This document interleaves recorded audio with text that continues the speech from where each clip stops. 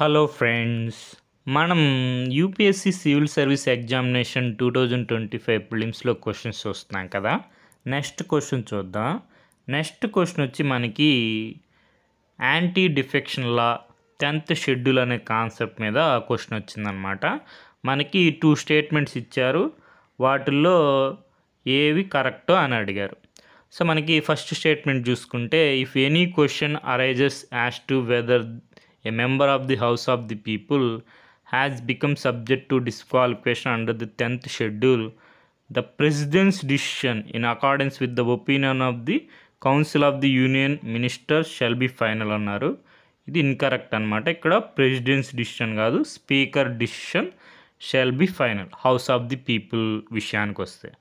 తర్వాత second statement వచ్చి, there is no mention of the word political party in the constitution of India.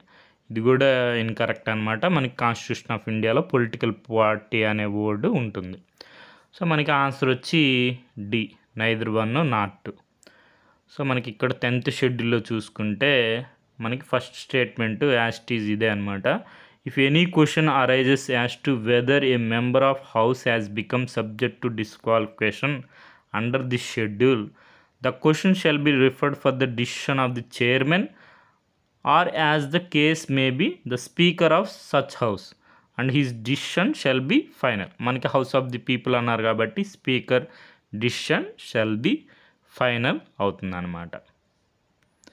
మనకి constitution of ఇండియాలో political party అనే word లేదన్నారు. ఇది ఒక పొలిటికల్ పార్టీ.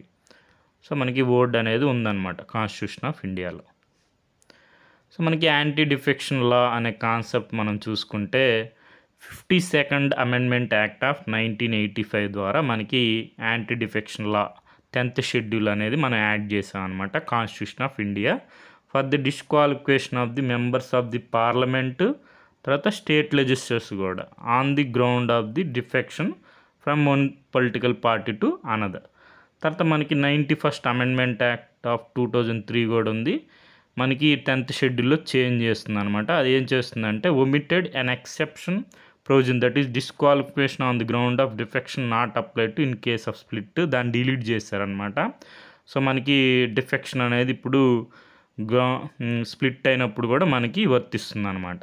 1/3 స్ప్లిట్ అయినప్పుడు కూడా మనకి డిస్క్వాలిఫికేషన్ అనేది వర్తిస్తుంది. సో మనకి డిస్క్వాలిఫికేషన్ చూసుకుంటే members of the political parties విషయం, తర్వాత independent members, nominated members. Independent members అయితే an independent member of the house elected without being setup as a candidate by any political party. Independent members becomes disqualified to remain member of house if he joins any political party after such election. Independent members ఏ political party అయినా join అయితే చాలు, disqualify అయిపోతారు అనమాట. Nominated members మాత్రం expiry ఉంటుంది, 6 months లోపల political party join అవ్వచ్చు, ఆఫ్టర్ 6 months మనకి జాయిన్ అవ్వకూడదు అనమాట. సో ఆ విధంగా మనకి డిస్క్వాలిఫికేషన్ అనేవి ఉంటాయి. తర్వాత ఎక్సెప్షన్స్ వచ్చి 2 ఎక్సెప్షన్స్ ఉన్నాయి. ఒకటి వచ్చి మనకి మెర్జర్ 2/3 మెర్జ్ అయిపోతే అప్పుడు డిస్క్వాలిఫికేషన్ ఉండదు. తర్వాత వచ్చి మనకి ప్రెసైడింగ్ ఆఫీసర్గా house voluntarily gives up the membership, మళ్ళీ రీజాయిన్ అయితే అప్పుడు కూడా డిస్క్వాలిఫికేషన్ అనేది ఉండదు అనమాట. ఈ 2 అనేవి ఎక్సెప్షన్స్. ఇంతకుముందు స్ప్లిట్ కూడా ఉండేది ఎక్సెప్షన్లో, దాన్ని డిలీట్ చేసాం మనం 91st కాన్స్టిట్యూషనల్ అమెండ్మెంట్ యాక్ట్ 2003 ప్రకారం. సో అది. తర్వాత మనకి డిసైడింగ్ అథారిటీ వస్తే మనకి ఇక్కడ నీట్గా ఉంచండి. Any question regarding disqualification arising out of the decision is to be decide by the presiding officer of the house. మనకి రాజ్యసభ అయితే చైర్మన్, లోక్సభ అయితే స్పీకర్ అనమాట. సో మనకి డిసిషన్ అనేది జ్యుడిషియల్ రివ్యూ అండర్ కూడా వస్తుంది అనమాట. తర్వాత రూల్ మేకింగ్ పవరు. సో ఇవన్నీ ఒకసారి చూసుకోండి. మనకి తర్వాత ఎవల్యూషన్ ఆఫ్ ది యాక్ట్ చూసుకుంటే మనం చూసుకున్నాం కదా, 52nd అమెండ్మెంట్ యాక్ట్ ద్వారా వచ్చింది. తర్వాత 1985లో 10th షెడ్యూల్ వస్తుంది. తర్వాత 91st అమెండ్మెంట్ యాక్ట్ ఉంటుంది, అది మనకి 2003లో వచ్చి స్ప్లిట్ ఉండే ఎక్సెప్షన్ని డిలీట్ చేస్తుంది అనమాట. అడ్వాంటేజెస్ కూడా చూసుకోండి. తర్వాత మనకి ఇది 91st అమెండ్మెంట్ యాక్ట్ 2003 చూసుకున్నాం కదా. మనకి ఏముంటుందంటే total number of ministers including prime minister in the central council of ministers shall not exceed 15% of the total strength of the Lok Sabha. అది మనకి ఏ member of the either house of the parliament belong to any political party who is disqualified on the ground of defection shall also be disqualified to be appointed as a minister అనమాట. So అది మనకి 91st amendment act of 2003. So మనకి source వచ్చి Indian polity Laxmikanth sir book. తర్వాత మనం ఇప్పుడు question చూద్దాం. 2022లో మనకి ఈ క్వశ్చన్ వచ్చింది సేమ్ కాన్సెప్ట్ మీద, యాంటీ డిఫెక్షన్ లా మీద. సో మనకి the law specifies that a nominated legislator cannot join any political party within 6 months of being appointed to the house అన్నారు. ఇది ఇన్కరెక్ట్. మనం చూసాం కదా, nominated legislature can join any political party within expire of 6 months of being appointed to the house. మనకి independent members cannot join any political party అనమాట. తర్వాత law does not provide any time frame with in which presiding officer has to decide defection case. ఇది మనకి correct. So మనకి ఇక్కడ correct statements అడిగారు కాబట్టి 2 only answer అవుతుంది, సెకండ్ ఆప్షన్. సో ఇక్కడ మనకి ఎక్స్ప్లెనేషన్ ఉంది, చూసుకోండి.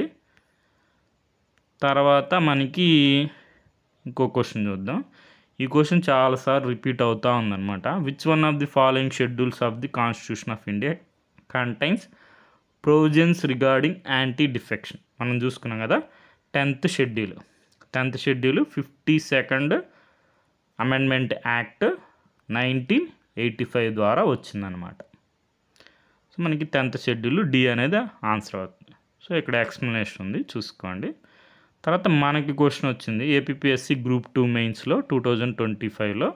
As per 91st amendment act of 2003 the total number of ministers including the prime minister in central council of ministers shall not exceed 15% of the total strength of the Lok Sabha.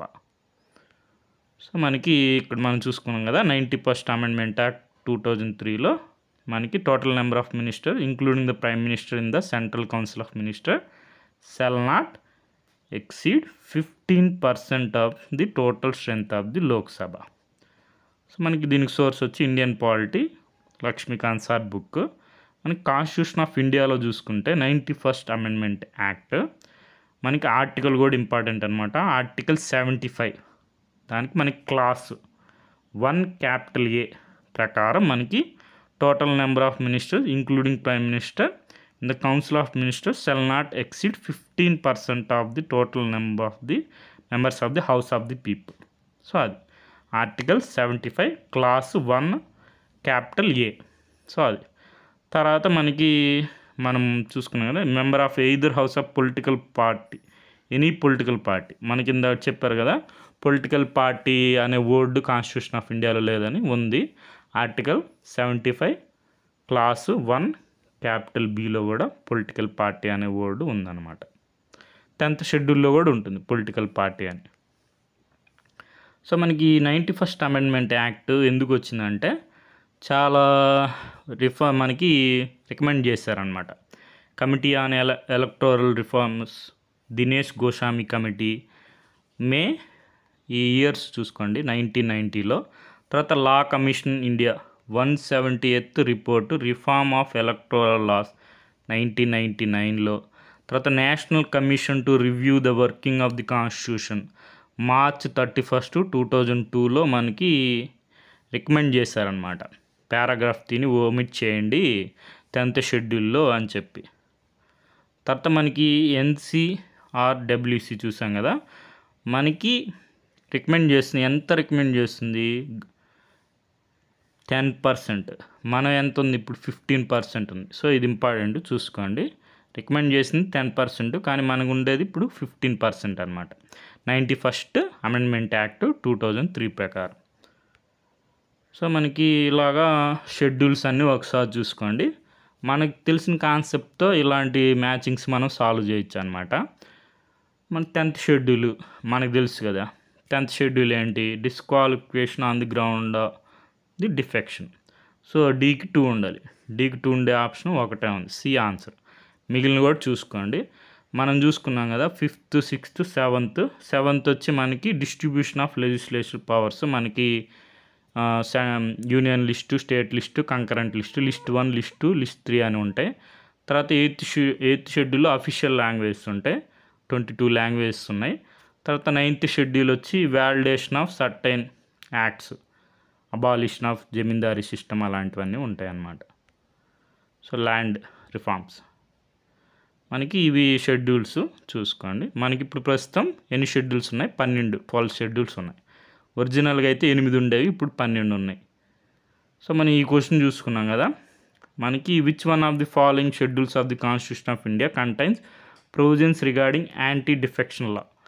10th schedule. ఇది చూడండి, మనకి UPSC civil service examination ప్రిలిమ్స్లో 1998లో వచ్చింది, 2014లో కూడా వచ్చింది.